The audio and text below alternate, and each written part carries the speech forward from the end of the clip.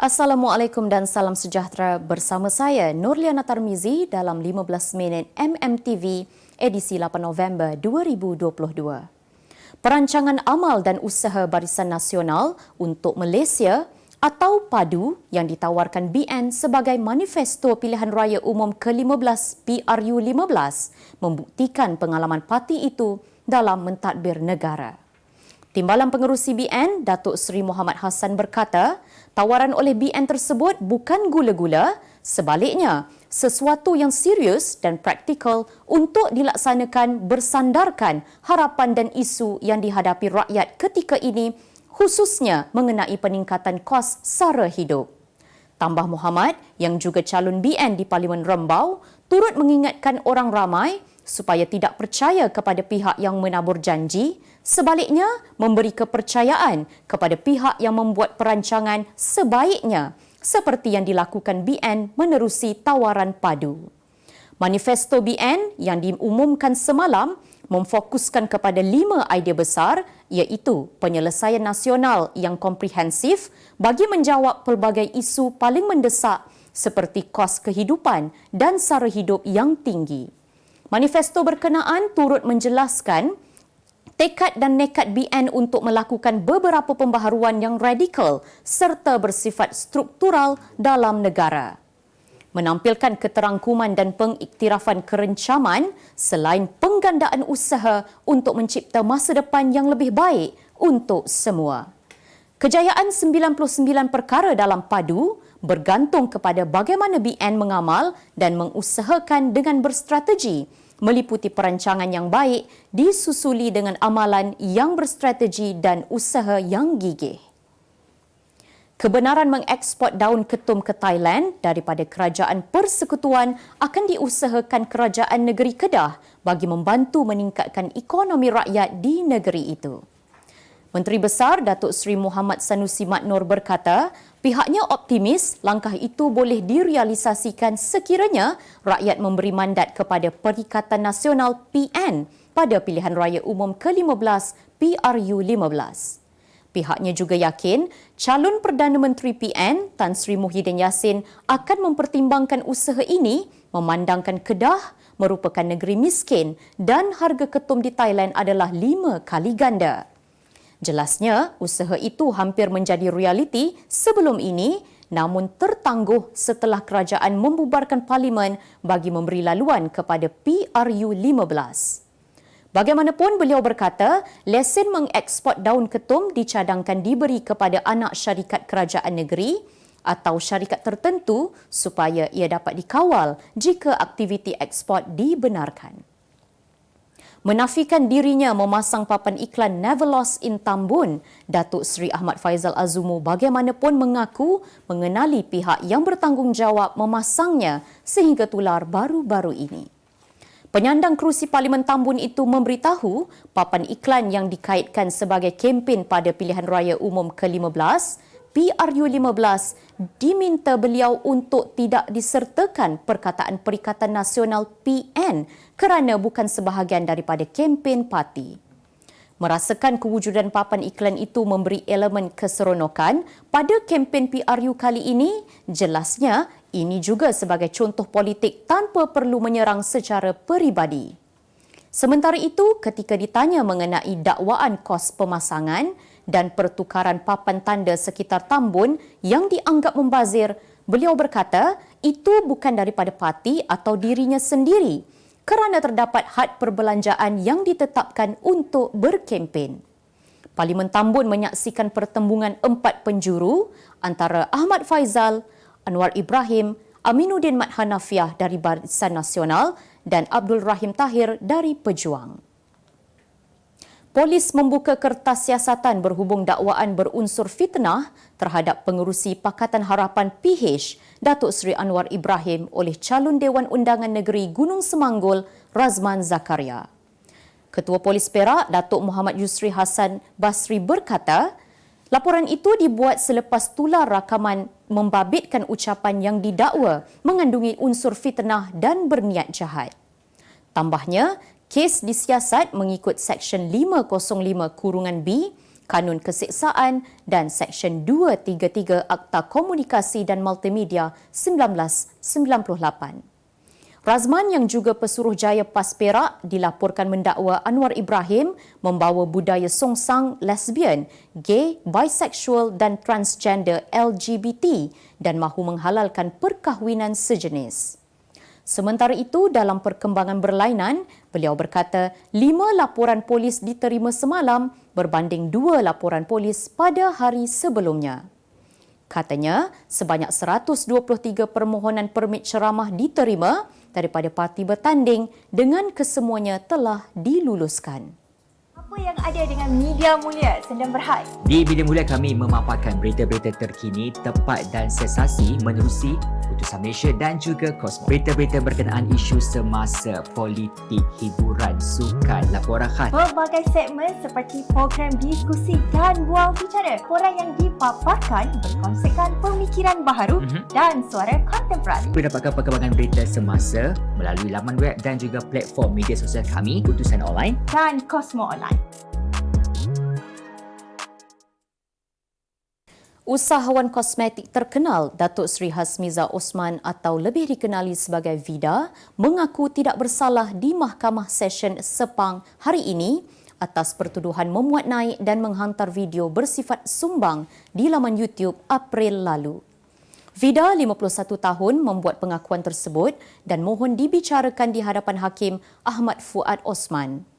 Mengikut pertuduhan, dia secara sedar melakukan kesalahan memuat dan memulakan penghantaran komunikasi dengan niat untuk menyakitkan hati orang lain. Vida didakwa melakukan kesalahan itu pada 29 April lalu dan jika sabit kesalahan, dia boleh dikenakan hukuman denda tidak lebih RM50,000 atau penjara tidak lebih setahun atau kedua-duanya dan boleh didenda selanjutnya RM1,000 bagi setiap hari kesalahan itu diteruskan.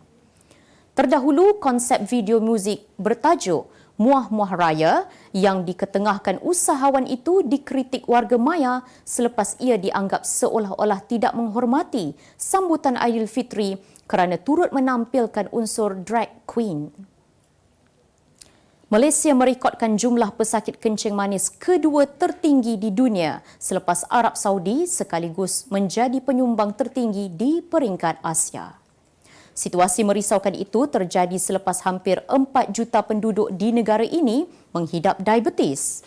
Pakar Perubatan Keluarga Pusat Pengajian Sains Perubatan PPSP, University Sains Malaysia USM, Dr. Siti Suhaila Muhammad Yusof berkata, berdasarkan maklumat, peratusan pesakit diabetes di negara ini meningkat daripada 13.4%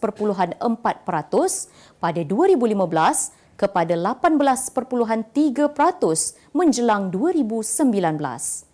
Laporan itu turut menunjukkan 1 dalam 5 individu dewasa berusia 18 tahun ke atas menghidap penyakit diabetes atau bersamaan dengan 3.9 juta penduduk Malaysia.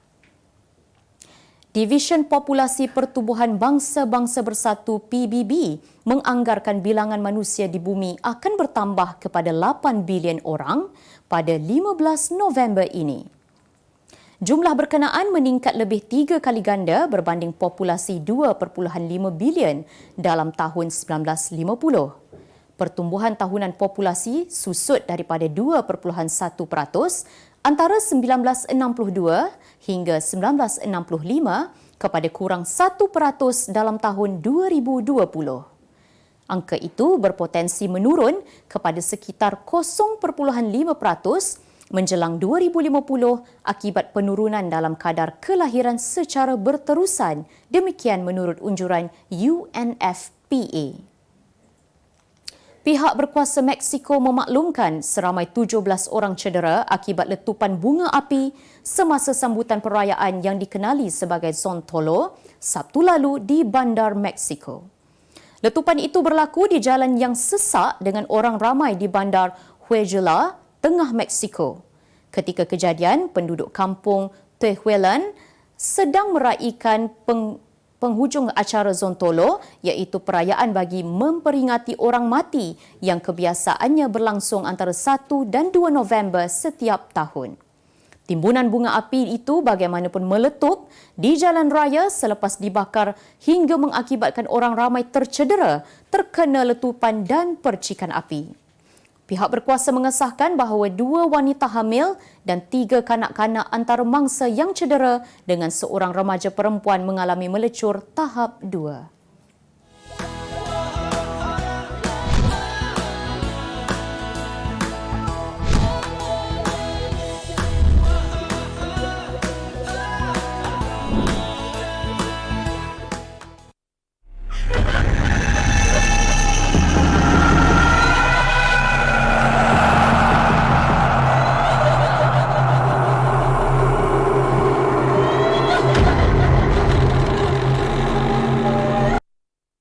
Rizab antarabangsa Bank Negara Malaysia BNM naik kepada 105.2 bilion dolar Amerika pada 31 Oktober 2022 berbanding 104.5 bilion dolar Amerika pada 14 Oktober 2022.